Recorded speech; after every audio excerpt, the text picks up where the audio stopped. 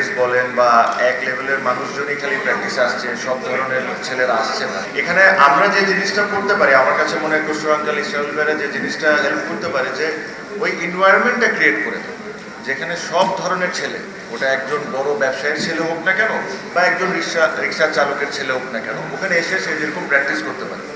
আমাদের চিটাগং স্পোর্টসের যেটা বড় সমস্যা আমি ফিল করি, যে একজন ক্রিকেটার বলেন, একজন সুইমার বলেন, একজন ভলিবল যে খেলে ওর কথা বলেন, এমন কোনো এনভায়রনমেন্টই নেই যখন ওরা ট্রেনিং করতে যায় যে ওরা খুশি মনে যায় ট্রেনিং করবে। ময়লার মধ্যে ট্রেনিং করছে। এখানে ধরেন যেখানে অ্যামেজিজের অনেক যে জায়গায় আমি ছোটবেলায় ক্রিকেট খেলেছি, আমি যখন ওখানে যাই তখন আমি যে এখন নিজেই অবাক হই যে এই ধুলাবালুর মধ্যে আমি আসলে বাচ্চারা খেলবেটা কিভাবে। ক্রিকেট বলেন, ফুটবল বলেন, প্রত্যেকটা স্পোর্টস কিন্তু গ্রো করছে অনেক ফাস্ট।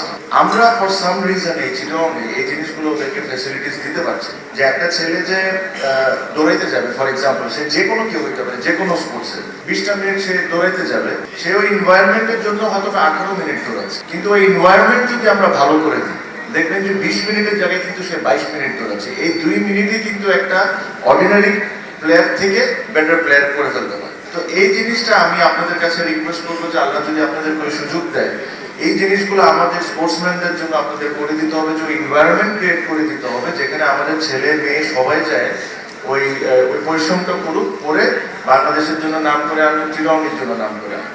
আপনাদেরও প্রায়োরিটি যেরকম চিটাগংয়ের প্রতি এটা থাকুক, বিকজ চিটাগংয়ের স্পোর্টসের এখন আসলেই অবস্থানটা আমার কাছে মনে হয় যে খুব একটা বেশি ভালো না। আমরা এখান থেকে আরো অনেক ভালো করতে পারি। সবাই মিলে যদি আমরা একটু সাপোর্ট করে বা একটু আলোচনা করে বা যেভাবে করে হোক না কেন, যে জায়গায় ছিল ভাইয়া একজন বলতেছিলেন এখানে যে 90s বা আর্লি 2000-এ যে অবস্থা ছিল আমাদের স্পোর্টসে, অ্যাটলিস্ট ওই লেভেল তো রিচ করতে হবে। এখন তো আমরা অ্যাকচুয়ালি নিচের দিকেই যাচ্ছি। সো এটা আমার মনে হয় যে সবার দায়িত্ব, সাথে যারা কর্পোরেট আছেন তাদেরও একটা দায়িত্ব, যে আপনাদের অনেক সময় অনেক ধরনের ফেসিলিটিস থাকে। তো ভালো ব্যাডমিন্টন কোর্ট যখন আপনারা বানান, আপনারা অ্যাটলিস্ট এতটুকু করে দিয়ে যে আমাদের এখান থেকে যারা ভালো ব্যাডমিন্টন প্লেয়ার আছে তারা যেরকম আপনাদের ওই ফেসিলিটিস গুলো অ্যাক্সেস পায়। আপনারা যদি একটা ছোট ফুটসলের জন্য মাঠ করেন, এখন দেখেন ফুটসলে আমাদের মেয়েরা চ্যাম্পিয়ন হয়ে আসছে, ওদেরকে যেরকম ওই অ্যাক্সেসটা করে দেওয়া, যে আপনারা আসেন আমাদের ফ্যাসিলিটিসটা ইউজ করেন, ছোট ছোট হেল্প করলেই কিন্তু আস্তে আস্তে ইভেনচুয়ালি এই জিনিসটাকে একটা সুন্দর পর্যায়ে নিয়ে যেতে হবে। এখনই আমি অনেক ছোট ছোট ছেলেদেরকে দেখতেছি এখানে।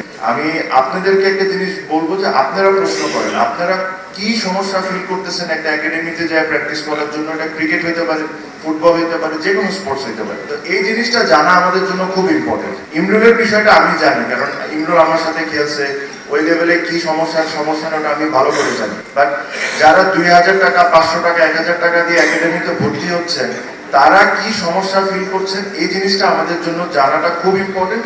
আর আজকে আয়োজন কিন্তু এই কারণে, যে আপনাদের মুখ থেকে শোনা যে আপনারা কি সমস্যা ফিল করছেন। ভাইরা আছেন, ভাইরা তো বলছেনই সবই ঠিক আছে, বাট প্লিজ আপনাদের মধ্যে থেকে আপনারা কোয়েশ্চেন করেন। অবশ্যই ফুটবল আমাদেরই স্পোর্টস, আমি কোনো সময় ডিফারেন্সিয়েট করতে চাই না যে ফুটবল আলাদা, ক্রিকেট আলাদা, আমাদের সবারই স্পোর্টস। এখানে যে প্রবলেমটা যখন ইনিশিয়ালি কথাটা আসে, তখন আমি শফিকের সাথে এটা নিয়ে অনেক আলোচনা করছি যে আসলে এটা কিভাবে করা যায়।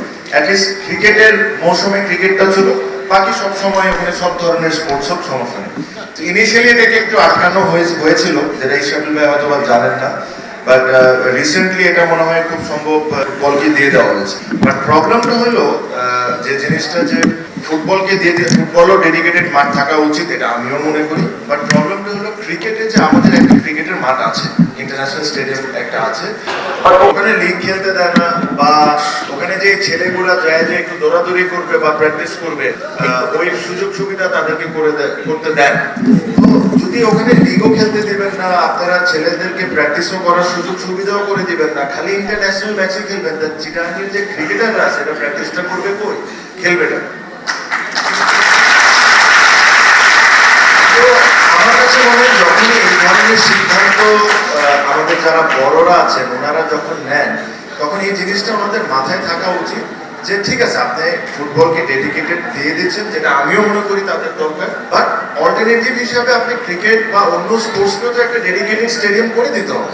আইদার আপনি জোহর আহমেদ যেটা স্টেডিয়াম, আমাদের ইন্টারন্যাশনাল স্টেডিয়াম আছে, ওটাকে আপনি ওপেন করে দেন সবার জন্য। আর যদি এটা না করতে পারেন, তাহলে অল্টারনেটিভ একটা রেডি করে দেন। তাহলে ক্রিকেটার বা আর্চারি যারা খেলে বা অন্য যে কোনো স্পোর্টস খেলে তাদের কি হবে।